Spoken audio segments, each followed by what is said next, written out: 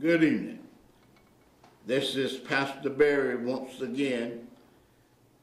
Today I'm talking about the third part of the series, Qualifying Deacons.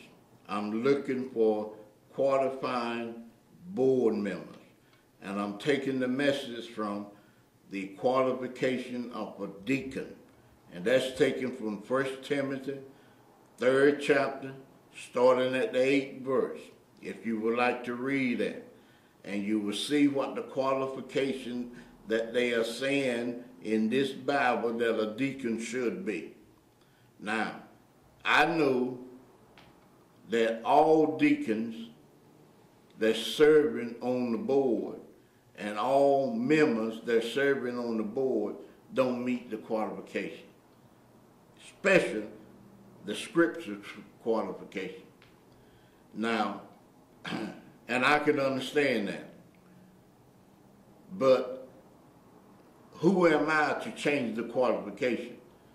So I'm going to say what the qualification of a deacon is, and expecting that the board members that will come and serve on the board that I'm asking them to serve on will meet some of these qualifications, and willing to work and to perform.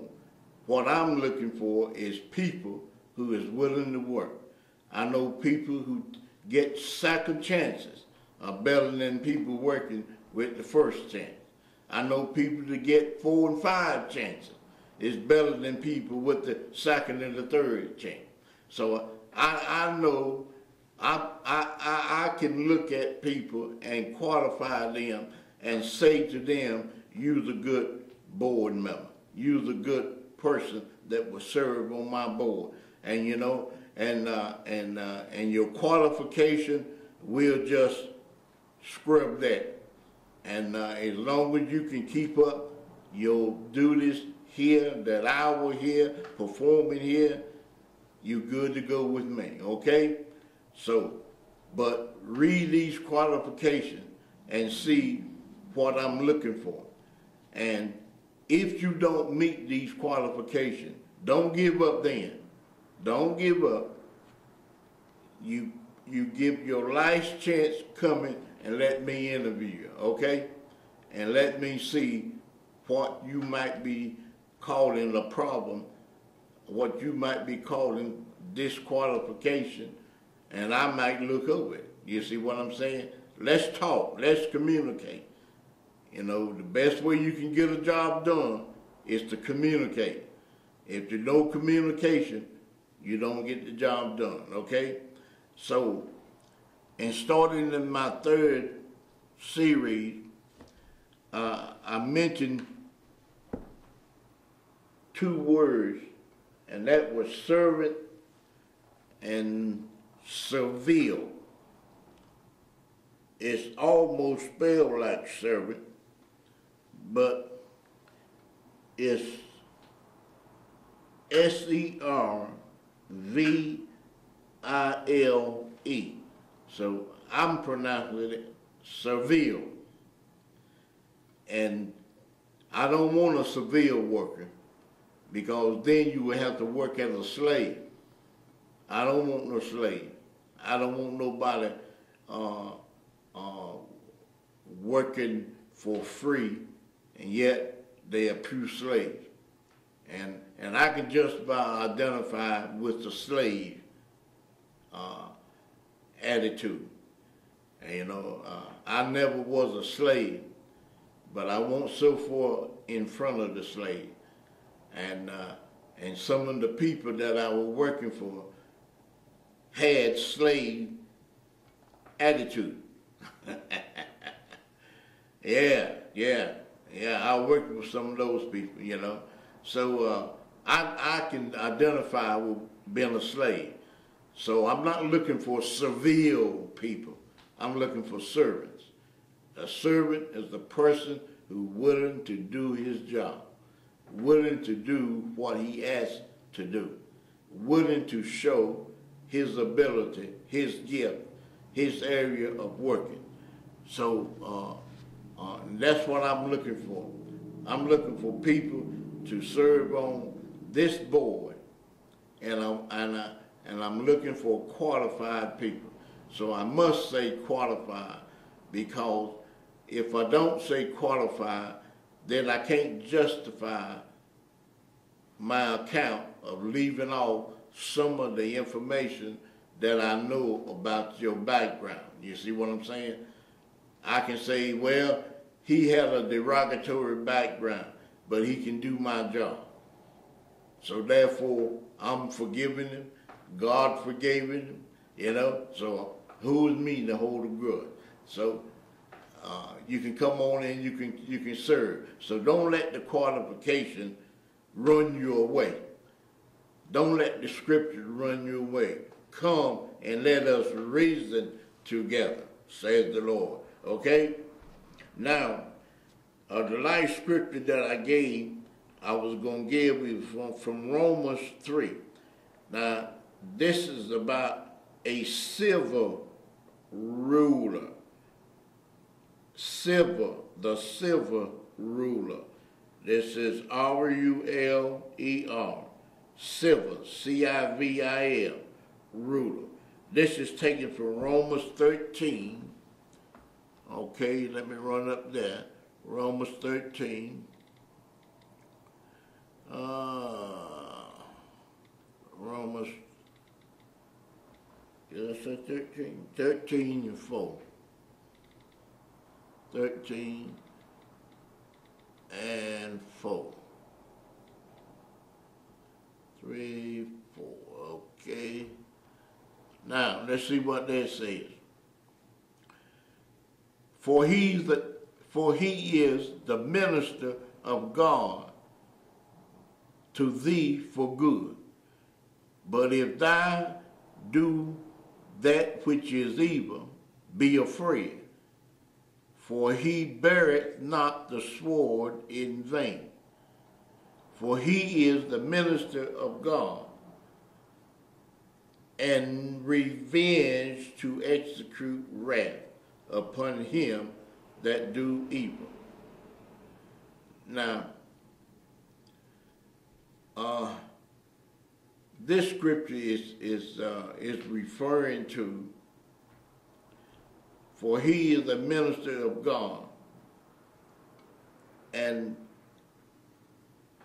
this scripture is referring to. Let me go up and read the first verse. For rulers are not a terror of good works, but to the evil. Will thou then not be afraid of the power? Do that which is good, and thou shalt have praise of the same. It's telling us you should choose what you're going to do. If you come and be a board member, I'm expecting you to choose to do good. And when you choose to do good, and thou shalt have praise of the same, you see, then we can give God the glory. But we don't worry about past stuff. Something happened in the past. Well, we can put that behind us, you see. So we want to be able to move forward.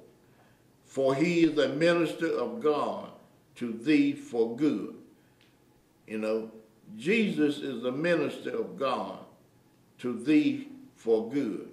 But if thou do that which is evil, be afraid. For he beareth not the sword in vain. For he is a minister of God, and revenge execute wrath upon that do evil. So, I'm not the punishment. I'm not the one that's going to look at you and judge you and render your punishment. God does that.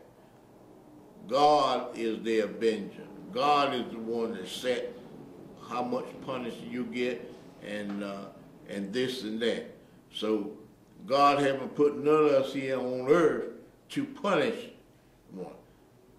But if you be a slave got punished. A slave got whipping. A slave got driving point, you know. But this is not what I want. So I want you to be able to understand the word servant and the word servile. And the word servile means that you are a slave. You're actually working as a slave. Okay. Render all that due to tribes to whom tribe is due, custom to whom custom, fear to whom fear, honor to whom honor. You see, that's all I'm asking you to do. Look at this civil ruler. Look at this servant working in this civil ruler. He get his message, and the Lord is telling him how to conduct his self, how to render what he do to one another and to give honor to one another. So, owe no man anything but to love one another. For he that loveth another hath fulfilled the law. Now, so if you come with love in your heart, I'm going to know. I know I can detect love. And I want love in my organization. I want love to come and to give me the information that they found out. And could we try this? Could we do this? And I want the people to use their gift. And you know, I'm not afraid of gifted people coming into my organization. A lot of people don't want no gifted people coming in. Don't want no gifted people talking. Don't want no gifted people giving their ideas. I want you. I want you. But let me say, this organization is not going to move until we get everything right. So we can say that everything's right, but the organization's not going to move. It's going to die. It's going to die. It ain't going to go forward. So we want to be able to go forward. And when we go forward, we are feeding the community. We are winning the community. We are winning souls for the Lord. And we are developing as we go. And God is giving us the grace to continue and to move forward. So in this third apparatus, I want you to know, this third part series, I want you to know to understand that the civil ruler, the last text that I gave you. Now the domestic servant, it says it occurs in the New Testament of domestic servant. Okay, let me go down. It says, not Christ, Romans 15:8. Now, you can probably see Christ working as a servant, okay? So let's go to Romans 15. 15:8.